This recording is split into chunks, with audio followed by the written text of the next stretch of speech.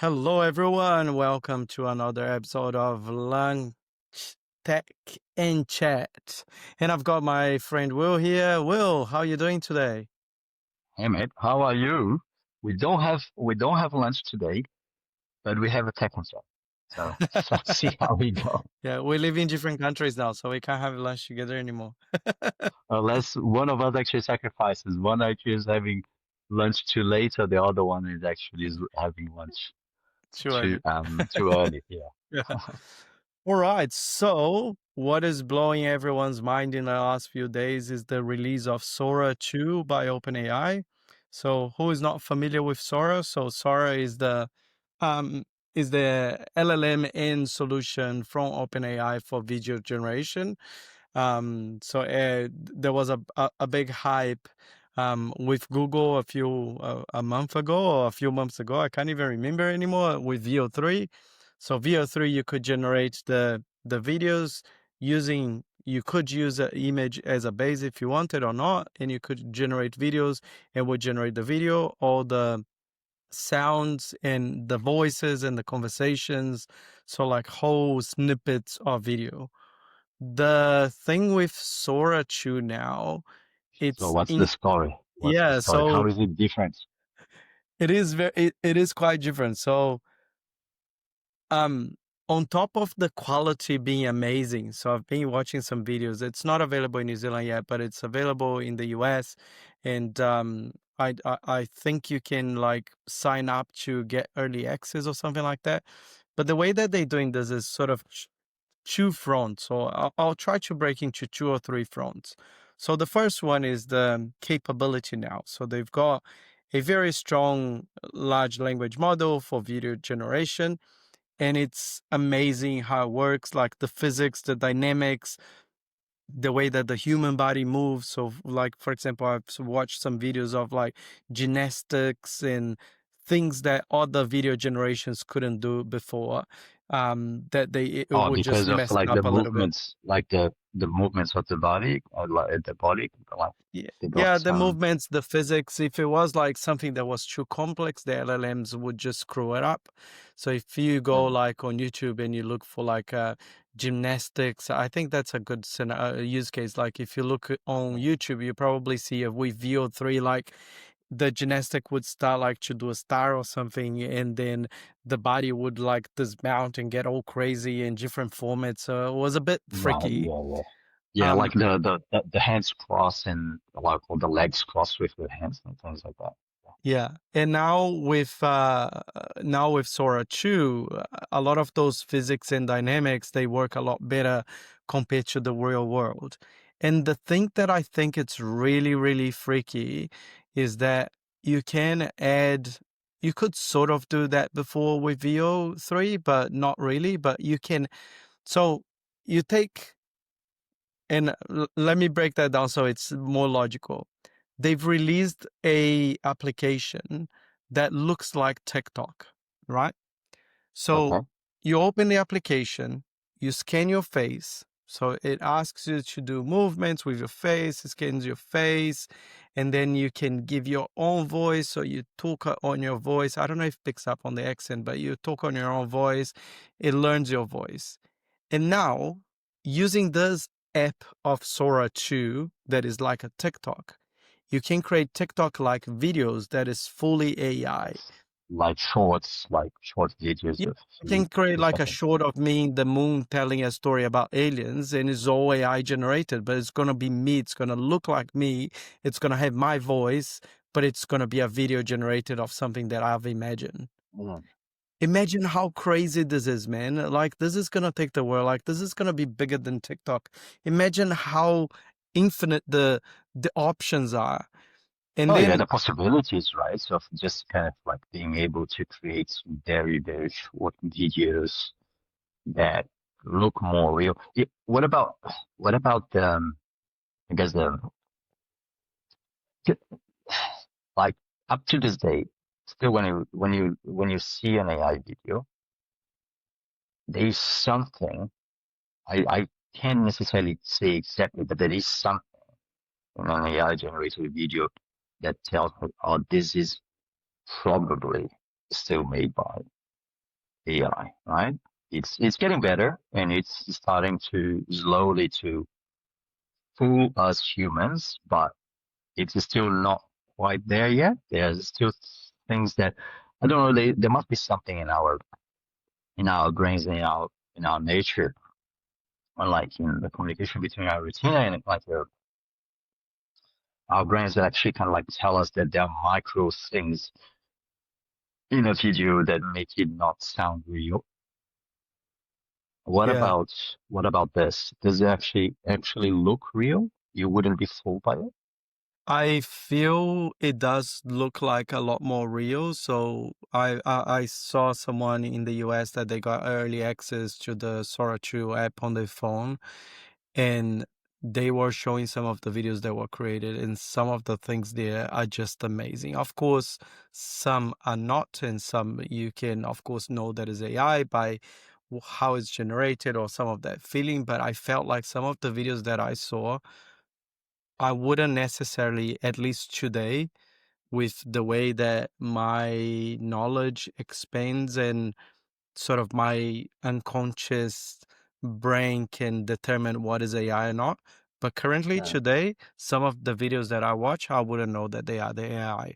Like it's just the next level. So they taking it to the next level, which take me to Oh, the next topic, which is I said two or three. So the second was like the TikTok like app, but the three is now you can generate actual videos that look like a movie, look like a real movie. So I saw like Sam Altman created scenes of, let's say, AI generated movie with him interacting in this AI world. So it was like he was as in as this a as a forest that was all as a colorful, and then he was walking and talking about the AI, and then he was somewhere else, and then there was like a massive eagle with a guy in the back of the eagle flying and talking, and it just felt incredible. So imagine like the future of Hollywood where you actually scanning your actors and voices, and some of the scenes might be AI created and other not, or even like I mean, there are smaller already companies like or people technologies. Yeah, create there are. videos without small I budgets. suppose the very first uses of it is actually they are already in film creation, especially in things like sci-fi, fantasy type of films. There is already a lot of visual, special visual effects. I would say probably the very first is that they start using some of the tools for those productions already before even kind of like going full on like we're not gonna film anything. It's probably gonna be like a step process there. Yeah, because the difference is like visual effects, you are applying over something or you're creating something mixed Um, with something else. This is like completely binary created, like you give a scene, you give some photos, and you say, maybe this is the start scene, this is the end scene. In these scenes, I want to happen something, and now it runs for 5 minutes, 10 minutes, and you've got a scene to add to your movie. Or you can yeah, create just your whole movie from scratch just using AI. And it's not just movies. You can create animes, you can create like um, animations.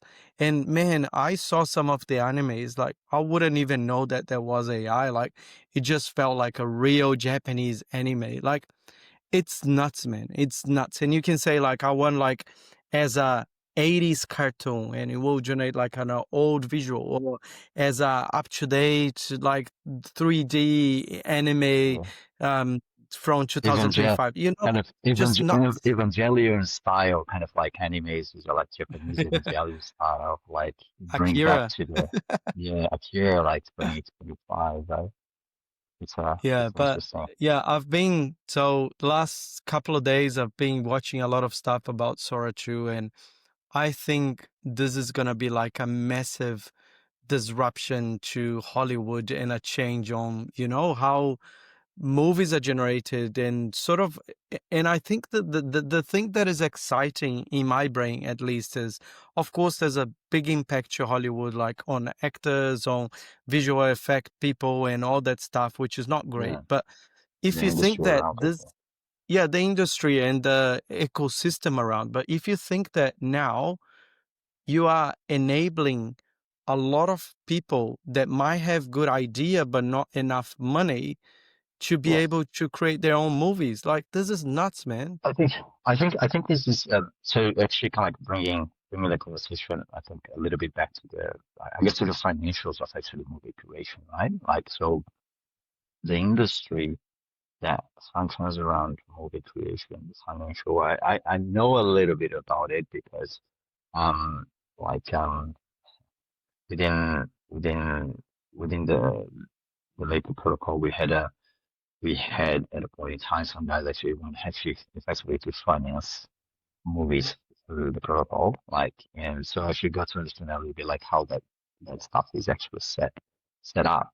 It's not common finance. Actually, it's finance most of actually movie creation. It's a very specialized subset of financiers that actually are putting money into the creation and the production of a lot of like movies, right?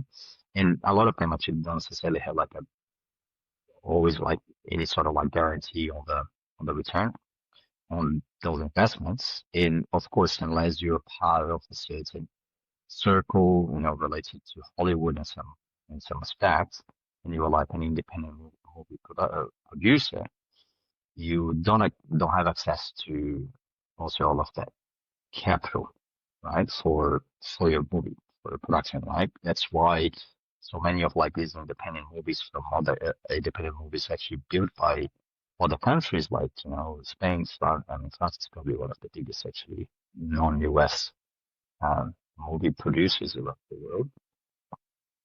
They uh, they have to rely on grants from their government agencies in municipalities and all that kind of stuff, right? So it's usually that's why you see like all of the production in some of those independent movies when actually the movie starts is a longer thread of a lot of like logos is because they are just collecting money from all of those different pockets to be able actually just to pull those movies together. They don't have access to the same financing that Hollywood has in Hollywood circle. So I think from that point of view, yeah, a lot of like you know movie directors they will have access to potentially some technologies that they would never have access to without that big budget, right? So that is interesting, and it like will free up some of that. Hopefully, will give us some good movies that don't all look standardized and look like each other. I think that's the hope. So I think one of the things that actually I'm passionate about movie creation is actually that they are diverse, that they bring new perspectives rather than just being copy paste like, you know, most of the websites and web frameworks that actually that are used today by the web. It's very different from the early web days where all of that activity was very diverse. People were doing all sorts of crazy stuff. Nowadays, it's actually has probably around a few kind of web frameworks. Everybody pretty much the same, and pretty much every single web page actually looks very similar to every single other one. So I think that's I would probably love to see kind of some sort of balance between enabling these creative directors, but not necessarily mass commoditizing the same movie that just looks like the next one over and over and over again. I think that's the challenge. That's going to be the challenge, I think, for the industry. Yeah, I know what you mean. I think like I'm really excited by the technology and where the technology is and the potentials and the things that we can do. Like it sounds really cool having that power in your hands where like a one man band now can create a lot of stuff that they couldn't before. My Mm, concern is more like, you know, like you creating another version of TikTok with AI, and now you're creating all the potentials for AI generation. So it feels like the near future will be like a flood of content creation where mm, you don't really have real humans anymore. Everything is AI, and the mm, world's just getting dumber and dumber because you're just consuming, you know, more and more AI information every day. And just because the flood that does will start with everyone creating AI stuff.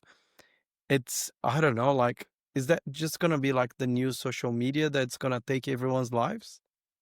I should, the one thing that I would like to see is maybe utilizing all of this technology for design, maybe a system that is a little bit healthier than the kind of like social media system. I think that's the thing. I like. I mean, for those that haven't heard, but a lot of people actually have heard, like all of these attention engineers that are hired by big tech firms in the Silicon Valley. They're just there to make sure that you're scrolling and scrolling, and I'm scrolling through different shorts or TikTok videos over and over and over again. And by the time we realize it's been like a 1 hour and a half, kind of like scrolling through short videos or things like that. If that enables some design of some incentive structure that is a little bit different than that, that is not necessarily all linked to advertising, I think actually I'm open to see where that lands. But if it actually still kind of like has just humans producing more good and garbage, but with the same incentives, right? Like like they say, like show me like I think Warren Buffett says this, I'm not quite sure. Show me the incentives, and I'll show you the outcome, right? If the incentives are stay the same, even though you're just using a different tech, then you're just gonna see even poorer kind of behavior in the humans that actually want to use AI videos. I Yeah, think if the I reckon incentive the is number still the 2. same kind of like advertisement, that kind of stuff, then I'm scrolling will just exponentiate. Right? Yeah, So so I think that is the only thing that I would be a little bit careful of. If yeah, everyone now has the tool to actually to become an attention engineer instead of a good content creator, yeah. then that's a different level of addiction. Yeah, I reckon what OpenAI is trying to do is just copy the framework of TikTok of getting people really addicted to scrolling. But the difference now is content creation is going to be a lot easier, a lot faster using AI. So you don't need to think about the content. You don't need to like think about how you're going to film that or what you're going to use. There's no preparation involved. Like you scan your face and now you say, oh, create a video of me talking about, I don't know, about AI. And today the topic is XYZ. Here's the content that I got from the web and just create the video. Now, like a video that you would take, I don't know, like 30 minutes, maybe an hour or a day to do, depending on how complex your video is and scripts and all that preparation. You're just going to create a video now in a minute. So you Yeah, might well just I create think a flood of shit. I think it's so I guess the technology in itself can be as neutral, right? Like I was listening to yesterday actually to the podcast of that the godfather of AI, the guy that actually was behind like some of the early Google creations that left Google is now like it's semi-retired. It's mostly like an academic, but this is still very much kind of involved mostly around the governance of AI. It was actually in the podcast actually talking about it. One of the things that he mentioned, and that really hooked me up, is the fact that because AI, or the time instances of AI, can create all of these network connections because of the amount of data that it can process, right? Um, it creates connections much faster and through processing much more data than any human, you and I, or collective of us can process because we are limited by our biology.